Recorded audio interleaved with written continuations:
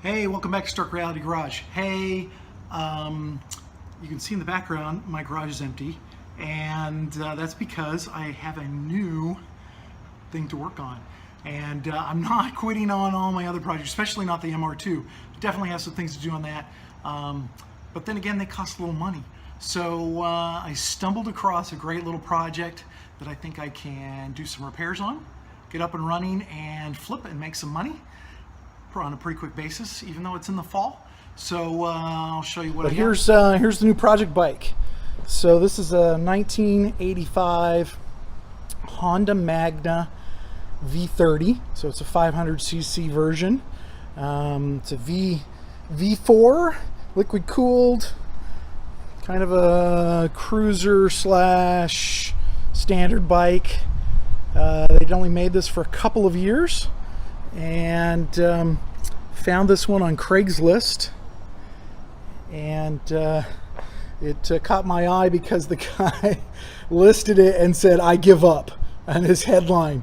So he picked this up from somebody who had had a ton of work done to it, and then when they went to go, it sat during the winter, and then when they went to go use it, it didn't run, and they couldn't figure out why. And this guy was a friend of the family, and he tried working on it, and he didn't know what he was doing. So I picked this thing up very inexpensively because it is not running. It's got no fuel supply, which I explained that one, and the clutch has no pressure in it, but it also has no fluid in it. And so those are the two big issues. One, these bikes have a double tank, and they have a fuel pump. And it's quite common for that fuel pump to go out. So it'll be not that big of a project to replace the fuel pump, fuel filter, regulator, and get all that taken care of. Pretty inexpensive. And the clutch, it'll be interesting to figure out if, he said it was way low on fluid, but he didn't know how to bleed it. You got to pressure bleed this.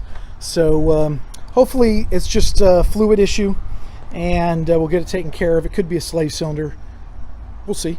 And then I did notice it has a brand new front tire, but the back tire is cracked and weathered. It seems to be okay, but you couldn't sell it like that. It's got lots of cracking in it, so we'll have to do that, and a lot of cleanup. This thing needs a lot of cleanup because it's been sitting for a little while, a couple years, I think, other than just being pushed around and looked at. So I think I should be able to fix this thing up and turn it around relatively quickly, and get it on the road. It's kind of a fun bike.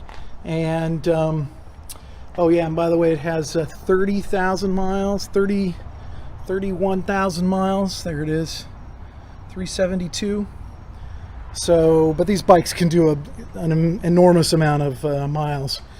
This was in the heyday for Honda in terms of build quality and that kind of a thing. And in a lot of ways, there were some exceptions, but so I'm looking forward to pulling this thing apart and getting it running.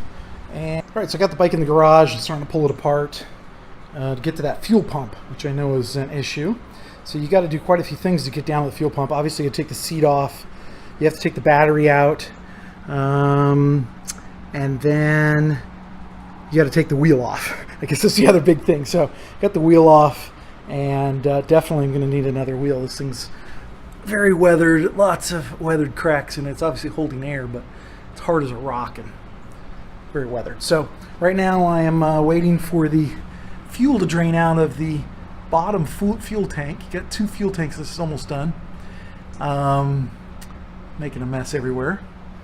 Once I get that out, I can get the that fuel pump is down underneath right there. In fact, it's kind of a crazy thing, but it's a carbureted engine, but it has a fuel pump. It's right underneath the battery down here, right down here. And this is the secondary tank, and the challenge is that secondary tank is obviously below the carburetor, so you got to pump it up to the carburetors rather than just a nice gravity feed out of a normal tank up above them.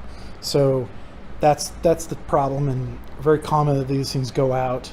So I'll be able to replace the hoses they were holding, but be able to replace them and get a new pump in there. All right, so it finished draining, and I've got it out.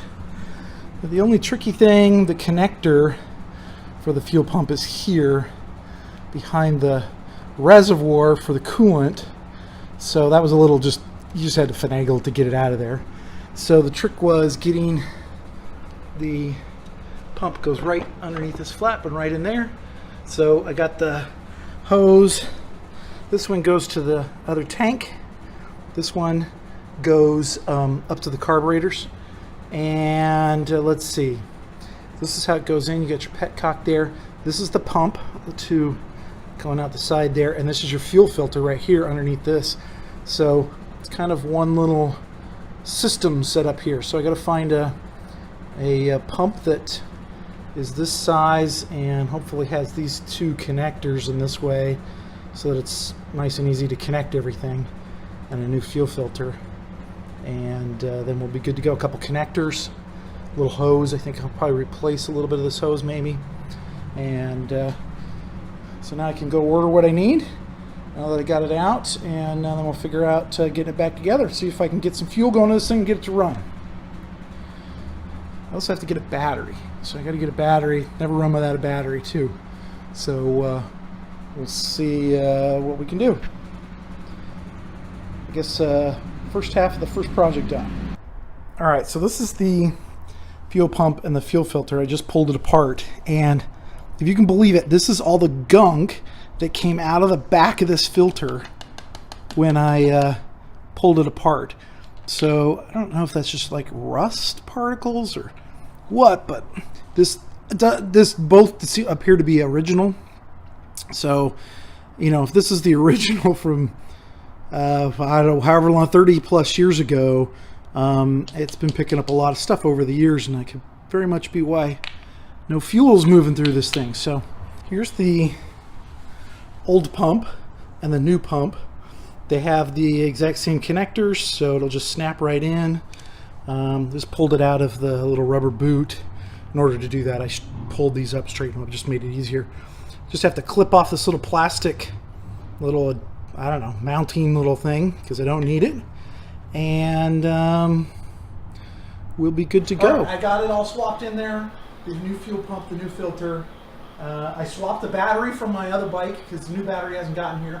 It actually almost fits.